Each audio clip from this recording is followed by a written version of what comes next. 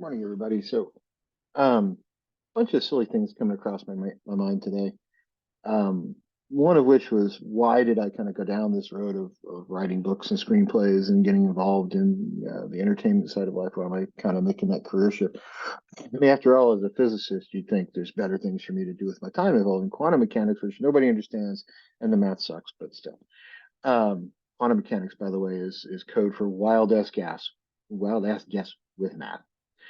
The reason is I miss movies and books that made me think. I miss movies and books that made me feel something. So it's not uniformly across the board, but let's think about some older films, like Snow White and the Seven Dwarfs, which is from the 1930s. The thing is 90 years old at this point, 80, 95 years old at this point or something.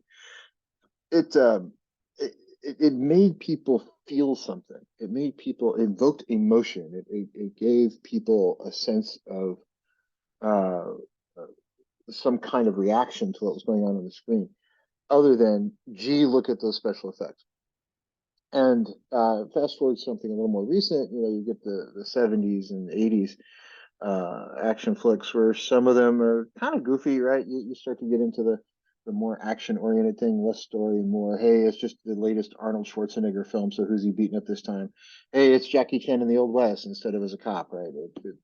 That's more 90s than 80s, but still, you kind of went out of storytelling mode and into action mode and into hey, just come in for a couple hours and forget about your day, and that's fine, and that's there's certainly a great place for that.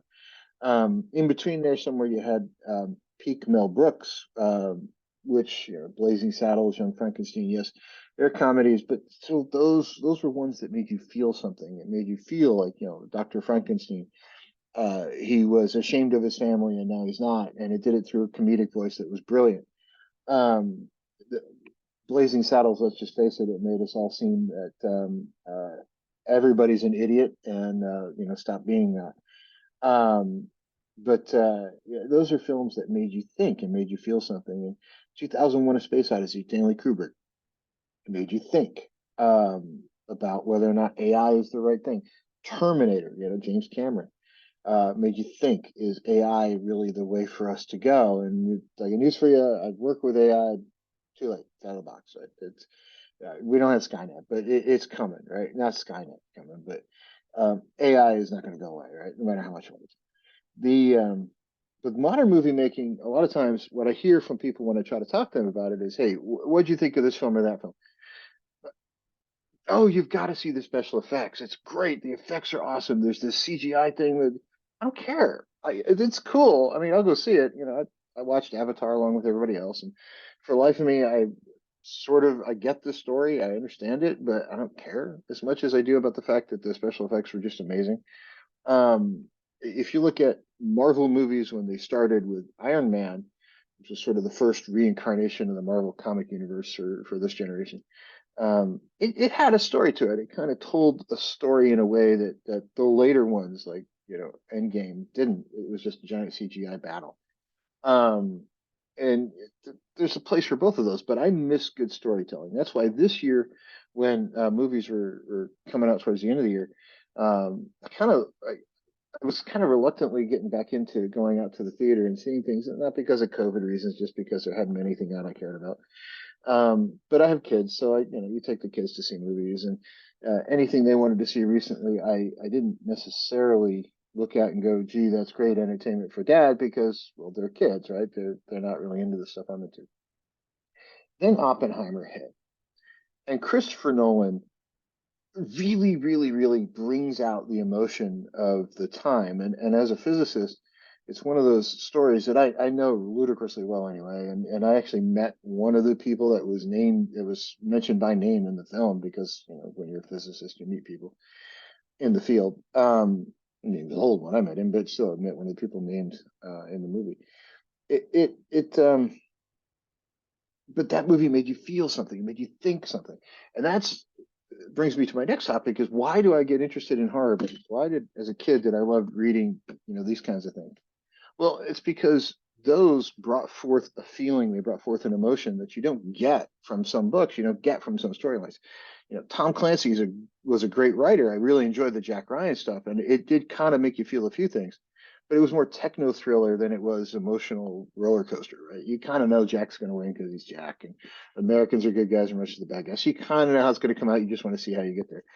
Horror books, you don't know. Firestarter, I didn't know what the hell was going to happen with the thing. And I just grabbed that because it was next to me, but yeah, I could come up with 20 other books that made me kind of think I have no idea what the hell the ending's going to be.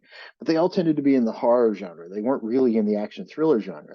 And it to me, that's why horror films are really kind of the thing that I grew up really watching. And in some ways, modern horror has gotten away from that. Let's invoke the terror, and it's gotten into just this giant gore splatterfest. And yeah, the 80s had some of that with Chopping Mall and some other stuff, but if you think about some of the stuff coming out today is really just a giant gore splatterfest, and there's a place for that, but it doesn't bring out that feeling and that emotion. So what I'm looking for in my writing and what I'm trying to do when I take my books and convert them into screenplays is find a way to make people feel something, make people react in some fashion, spark an idea, bring something up and say, hey, I never thought about that, but what if I took that and went this direction? And I'm not trying to say, hey, look, I've got better ideas than anybody. But what I'm trying to do is spark that in other people, and that's kind of why I went the way I did, and I've started doing some more creative stuff with my career. Yes, I still have an outside job for my writing, and I'm still the chief technology officer of a company. But that's sort of day job stuff. The fun part of life is the writing side, and the creativity side, because that really to me is the true human endeavor. Creating things and putting them out in the world is really kind of what humans are for. We're not here to do rote, oh, let me ring you up, right? Let me push bunch of buttons, and tomorrow I'll push exactly the same buttons. We need to do things that create. We need to add something to society. That's kind of why we're here. And you agree with me, disagree with me. Love to see your thoughts in the comments. Everybody have a great day. Thank everybody for following, and talk to you soon.